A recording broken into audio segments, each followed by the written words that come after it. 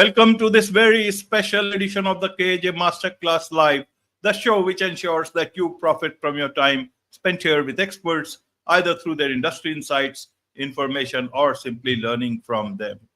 And today we have David Danon. He is a wellness coach, trainer, lifelong yogi, over 50 years of personal practice and 30 years of teaching and training others. And he works with adults navigating midlife and beyond, helping them build strength, mobility, and a deeper connection to their bodies. Welcome to the show, David. Thank you, sir. I'm glad to be here. You are welcome. Welcome to the show. Welcome to India in this online form. And I'm sure not just in India, but a lot of people across the globe will benefit from what we are going to talk right now. I hope so.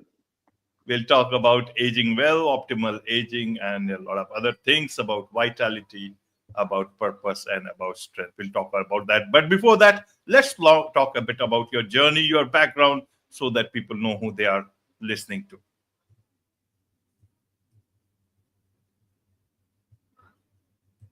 to. In two different ways. We lived in a town right next to Pasadena, which was where Paramahansa Yogananda's main center was in LA for Self-Realization Fellowship. And she told us when we were little kids about this yogi who had died and his body didn't decay for 20 days. And she thought that was quite fascinating. And then she got into doing asana with a book by Swami Shivananda. And my brother and I were just little kids, but we would get into the postures and do a lot sort of thing. And it all sort of stayed with me as I got older. And then when I got into my early 20s, I read Autobiography of a Yogi. And at the end of the book,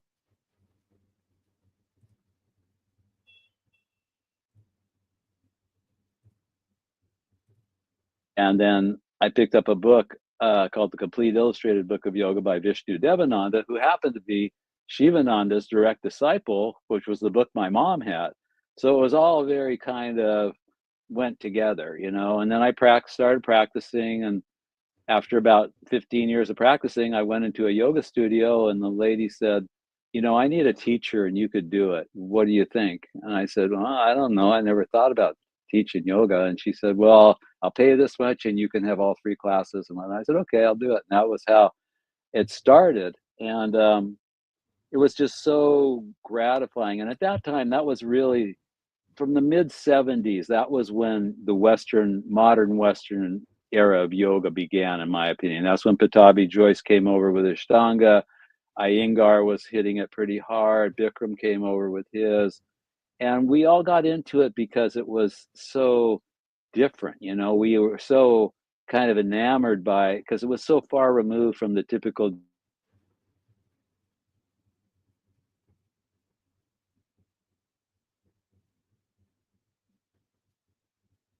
yoga nowadays. I think is by many people in the West just considered kind of a really cool form of exercise, but we all embraced it more than that. I did for sure.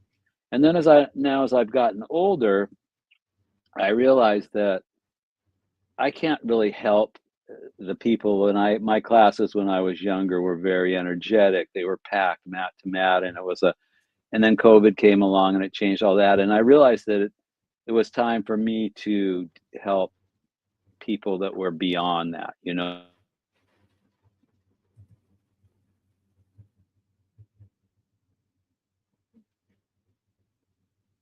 The lessons that I've learned, you know, to keep the health that I've had and share that with other people.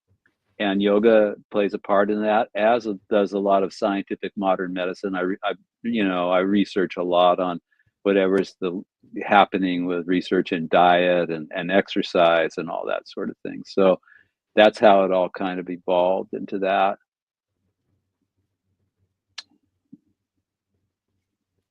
Right. There seems to be some lag, you know, in the audio, and it goes on a bit of a freeze. But hopefully, you know, this particular software is taking care of that. But we'll see. Hopefully, you are able to hear me without any lag. Go ahead. I can hear you. Yeah, it's all good. Okay, David. So I want to understand, you know, that earlier on when you used to look at yoga and aging also, and now when you look at aging, as well as yoga has been available, now it's a much more evolved state. What is the difference that you see now? And all this evolution, all those benefits of all these things, are people adopting them, or they are just ignoring them? How would you like to tell that from through your journey?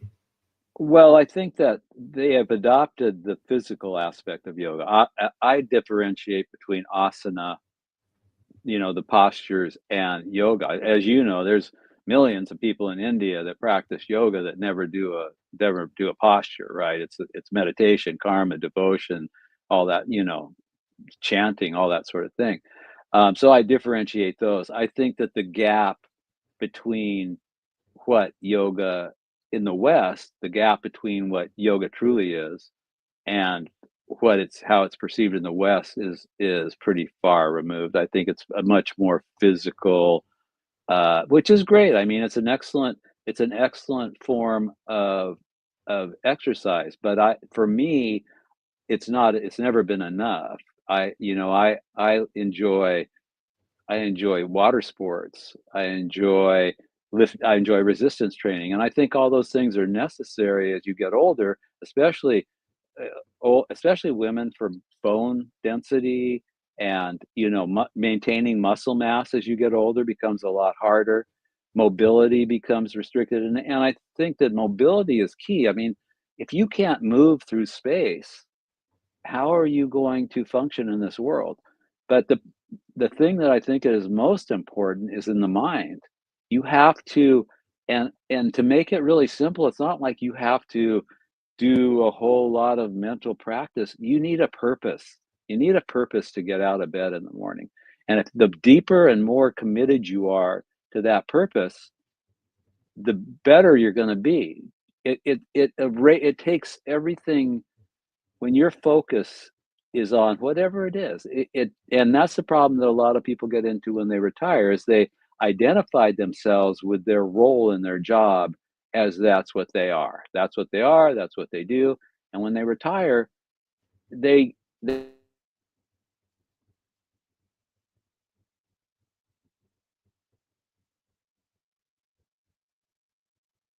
as you before you get to that cutoff point, and make it what it is. Because when you have a mission in life, it makes you it keeps you, well, as you know, attachment is the source of problems, right? Krishna says that, Buddha says that.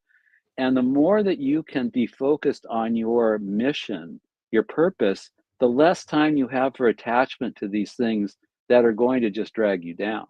So I think that creating that purpose and having that mental process comes before. That's the first thing. Like when I deal with people, say, what's your passion? What is the end game of making yourself healthy and physically mobile and everything? What's that going to help you with in terms of what you want to do that you're passionate about?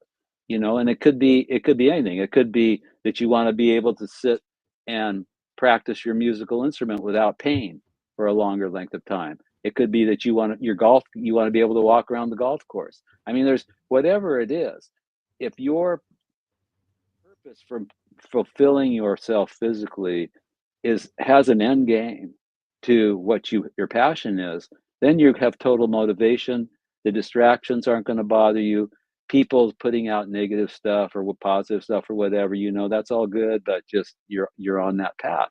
And I think that from there, then you can start working on, once you get your headspace good, then you can start working on mobility, strength.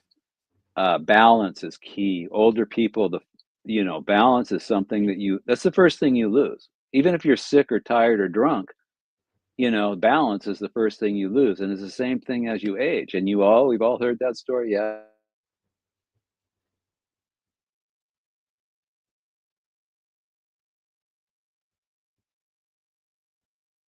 Vascular health, strength, and mobility, flexibility are really the four pillars of what it takes for somebody of any age to have freedom, physical freedom, metabolic health too. I mean, for sure, that's another thing.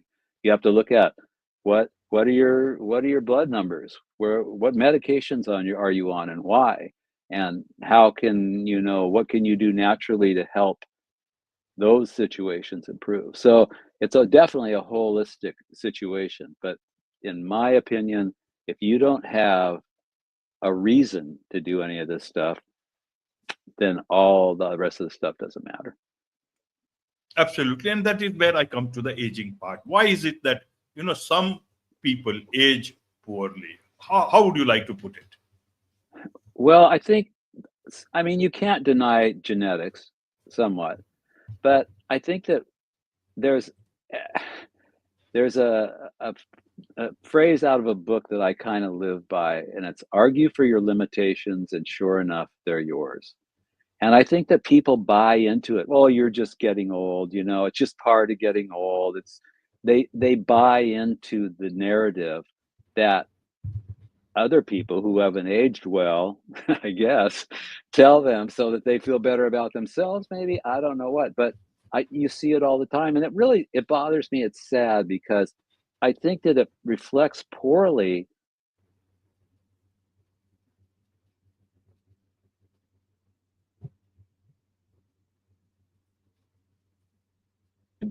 become old, you become invisible too. But I think that if you are if you're old and you project something that younger people can look at and go, yeah, man, I want to be like that. Then you inspire. And I would like to see more people I mean, I don't know how you are, but I'll put it into our generation, inspire because we have wisdom, we have stuff that we can convey, but there's not a lot of respect for the old people in this country. In the East, it's a little different, the Eastern culture is a little different. But in this country, it, you, if you have to project and be what you want, what people want in order to have them receptive to what you have to give them, right? If you're not walking the walk, if you're not an example of what you are trying to help people with, then they're not going to be interested. Well, if they're smart, then they're not going to be interested because obviously the proof is in the pudding, as they say. Absolutely. So, David, you talk about, optimal aging through food, fitness, and fun. So what food means? One has eaten all through the life, and then you suddenly what, eat more or eat less? How do you? Let's start with food. Yeah, that's food is a thing, and it's a real food is the whole discussion of food is a big problem because people get so locked in. Oh no, you got to be low carb. No, no, you got to be plant based. No, no, you got and they're it's almost like politics for people who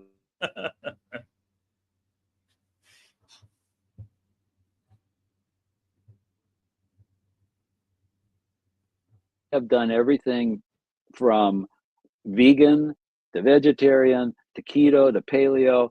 And it's all been for self experimentation because I want to find out what works the best for me. I have friends that are vegans that function totally well. I tried to go vegan about 5 years ago. It worked fine when I was in my 20s. I tried to do it 5 years ago and it was terrible because I'm not in that, my body is in a different place, right? So I think that you have to find what works for you, but that's what you can tell a lot from a person's blood work. If they have high blood sugar, they need to get back off of the carbs, do some intermittent fasting. They need to do something to smooth that blood sugar spiking out. If somebody's got high cholesterol, you can't go throw them onto a carnivore diet or something like that where they're eating. So it has to be tailored to where that person's at. And that doesn't mean they can't evolve by dealing with different situations to get to a point that they might want to be. But I think that a therapeutic diet is necessary in the beginning for most people, unless you've done this progressively through your 40s and 50s and 60s, then you probably are pretty anchored into something that works for you. And if you do the research, knowledge is power. You know that. I mean, without knowledge, you're just bouncing around. So research, there's I always say there's the two things you can accomplish anything with two things: research and the discipline to apply the knowledge that you get from that research. So you research the subject that's applicable to what you're trying to do and have the discipline to do it. Discipline's a whole other story. That's the tough one. You you can have all the knowledge in the world, but if you can't stop eating those cakes, you know, you're probably going to have a problem with, whatever it is. You can know the statistics of every diet, every weight loss program, every diet in the world, but if you can't personally apply it to yourself, all that knowledge doesn't do you any good. So it's knowledge and discipline, and that goes for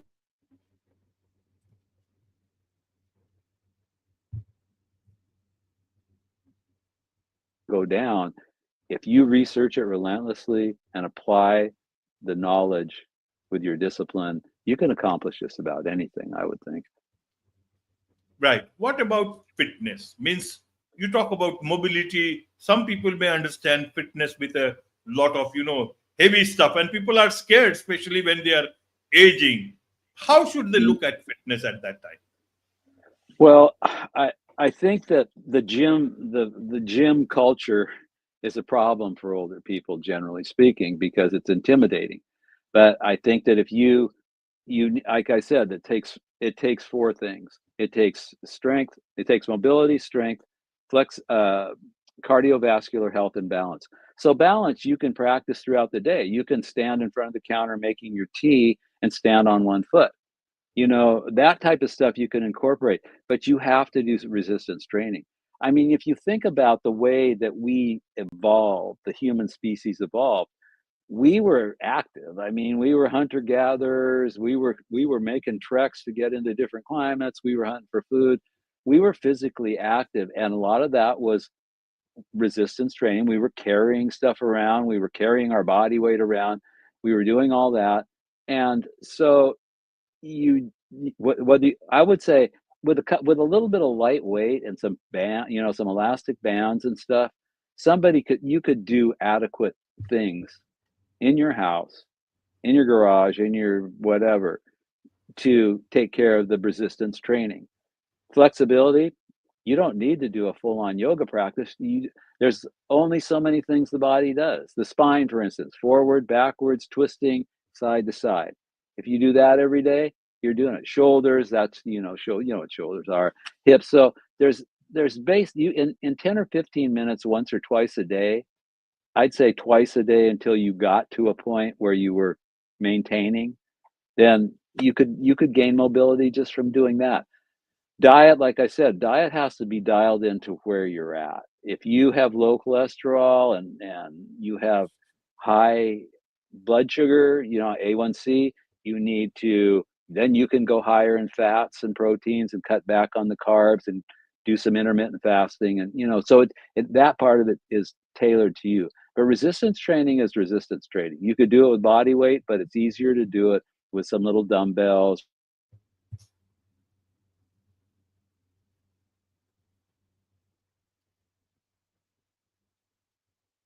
In India, people walk. It's here. People get in their car. It's ridiculous. And same thing all over the world, Europe, Italy, and all those places. If you look at all the places that have the highest life expectancy, they walk, and that's all it takes to keep your cardio up. Is just to do those, 6, 7,000 steps every day, and if you do those if you have a blood sugar problem and you do some walking after you eat a meal, that's hugely beneficial because the legs of the muscles suck up glucose. They're glucose hogs. So that whatever, sugar you're eating in the meal goes to the muscles instead of into your liver and instead of into your fat and all that kind of stuff. So yeah, I mean, it's all stuff that can be done without going to the gym, without having to do complicated things. But you just have to have guidance to do it, and you have to have the discipline to do it. That's the other one, the discipline.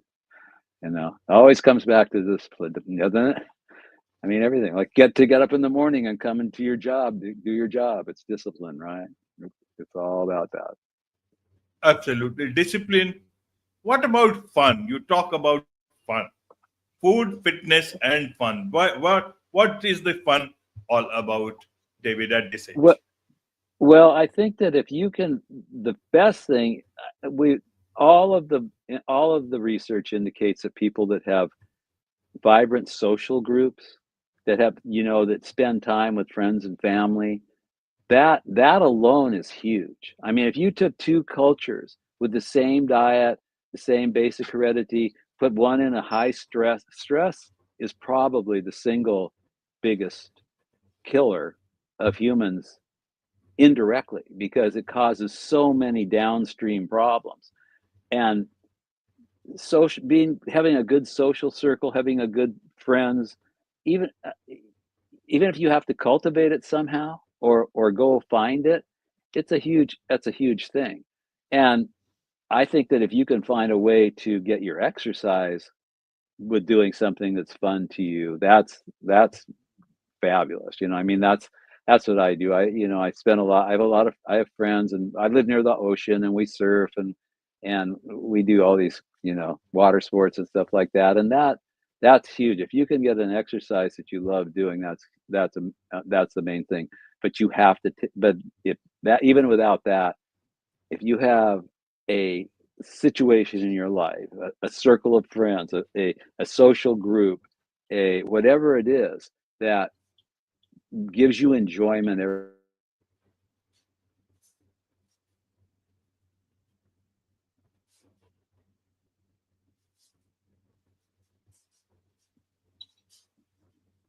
Right, David. So let's talk about now the purpose part. You talk about purpose. At this age, especially after 60 and all, people have lived their life, they have done whatever they wanted to, and you want them to find a new thing to get busy. What is this purpose all about, David? Well, I can't, I have a group of older gentlemen, and the one the one man, he retired, and so he is in looking for a way to uh, help people navigate Social Security, Medicare as they get older, right? A volunteer, right? It's not a paid thing; it's a volunteer thing. Uh, so that's what he's pursuing as his purpose. Mine is to help people with their aging situations. You might be a retired, uh, you know, psychotherapist, and you might donate some time for grief counseling or something. I mean, you can, the best thing, if you can take an extension of what you were really good at in your profession and apply it to a service when you're retired, well, that's great, because it's a gift. They're getting somebody that's an expert, and you are giving something that's so valuable. That's so finding the purpose. It doesn't. Some people get it comes very naturally to them, right? Mine fell in my lap. Teaching yoga, I never planned on teaching yoga. That fell in my lap. It gave me a purpose. Um, but other people, you have to look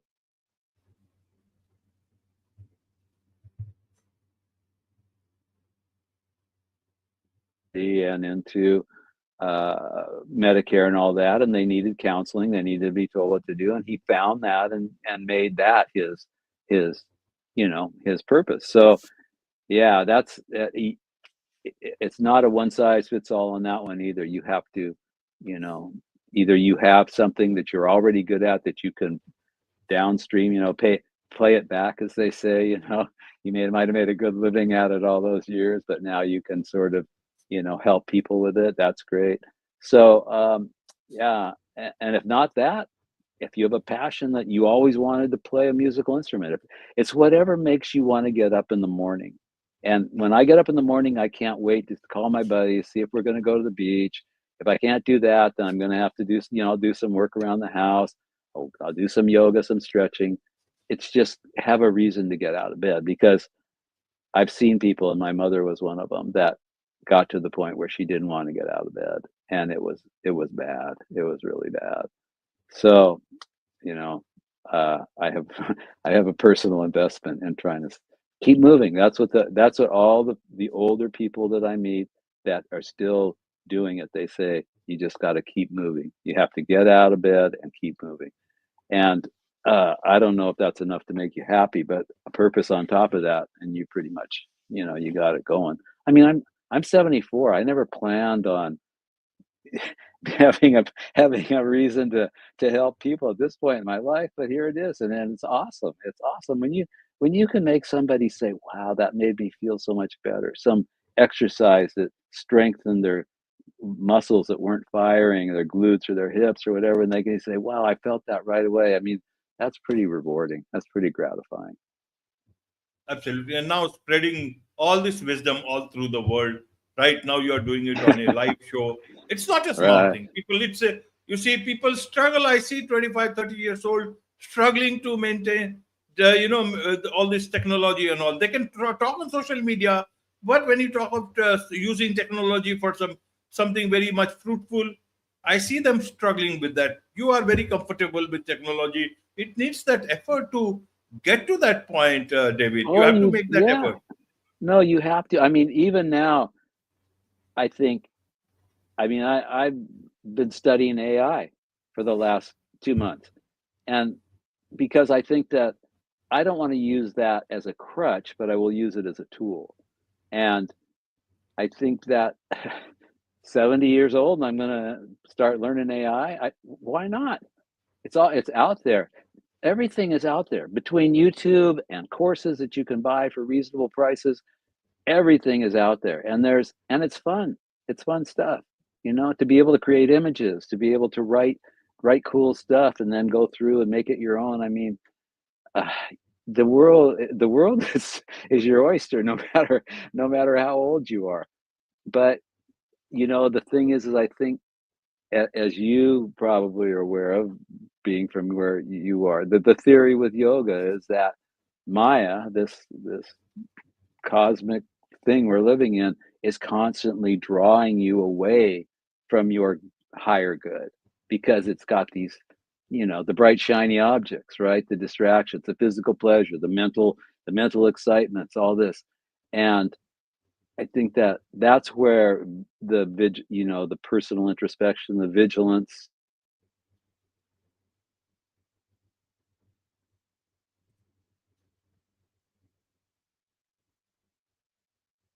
we do today. How did the battle go today?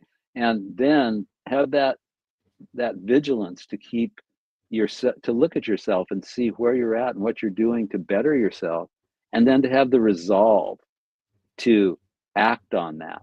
That's a thing. Because sometimes it gets hard, man. Absolutely. Therapy makes you feel better, great. If going out for strenuous exercise relieves your stress and makes you feel better, that's cool. But you have to discipline yourself. Look at what you're doing, because if you just turn into a mindless watching that screen, whether it's the TV or whatever, it's just, really, why? What's the point? What's the point of that, when it comes to that? And it's sad because so many people seem to be starting it so young. It's almost like they're programmed by the time they get older it just comes like this, and then it's all over. I don't know. But yeah, find what you love, do it, keep an eye on yourself, make sure that you're not screwing up, and have and discipline. That's that visualization, that it just I'm a big believer in affirmation and visualization. Write it down, speak it, think it, feel it as if it's already happened, whatever it is. And it's all been rebranded into neuroscience and this, that, but that whole theory has been around for centuries, right? The power of the mind to Absolutely. control. Was it James Allen wrote How a Man Thinketh in 1902, and it was all that same kind of stuff. But it absolutely, that's something I tell people to do. That's one of the first things. Imagine your end result as if it's already happened, and imagine it vividly. In extreme detail, right? And that alone will help create the environment for you to succeed in, for sure. So I don't know. Do you agree with that? Absolutely, I agree with that fully. I know I've You're seen, because I looked at some of your stuff, and you have guests on that talk about that, and self-realization and all the same. it's all the same kind of stuff that I'm talking about. It's a holistic approach to creating the best version of your life that you can. I hate to say the best version of yourself, but if you create the best version of your life, you will probably go along with that as well. And I think that the affirmation and the visualization works for, I've seen it work for material things ridiculously well. I mean, it's almost scary how well it works for that kind of stuff. But I think it's probably, don't just focus on the new car, focus on your health and and what you're doing as well, for sure. Absolutely, absolutely. There is so much to learn from you, David, and I'm sure a lot of people would want to learn, connect with you, learn more from you, about you, and also about your book. We couldn't talk about that, Life, Yoga, and Cancer. We'll talk about it someday soon. We'll talk. Okay. So a lot of people who would want to connect with you, what's the best way for them to do so? Go to the website, daviddanon.com, and the Danon is not like the dairy product, not like the yogurt. It only has one N in the middle, and that's been a problem. That's been a problem for me for my whole life. But yeah, daviddanon.com. They can subscribe. They can message me from there, and we can set up a phone conversation or whatever they want to do from there. And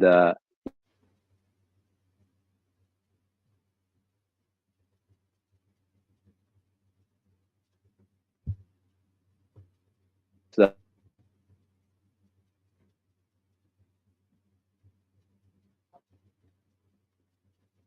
an integrative cancer clinic here in California. So I learned more about cancer and chronic disease than I ever wanted to learn. I'll tell you that right now. So yeah, I mean, I don't like to go down that path too much, because the book is not actually, it's not a how-to about cancer. It's not an encyclopedia of different alternatives. I use cancer as an example of a battle, because the name of the book is Life, Yoga, and Cancer: Lessons from the Battlefield.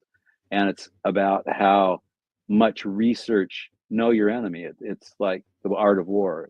The more you know knowledge, right? The more you know about your enemy, the better equipped you are to do battle with it. So life is stories about life that have relevance to the yoga's about all the relevance of yoga to life, which is, you could write many books on that. And the cancer is just an example of, I mean, there are things about what causes it and what you need to do to avoid it. But I don't get into this alternative thing works, that alternative thing works. I think, allopathic medicine and alternative medicine kind of have to be balanced, balanced out. So that's kind of the that's kind of the road on that. But it was an interesting experience, I'll tell you that. So there you go, cancer survivor, and I'm still doing okay. So that's even better, right? I guess, I don't know. Wonderful. With this, it's a wrap on this very special edition of the KJ Masterclass Live. Thank you so much indeed for joining us. Thank you.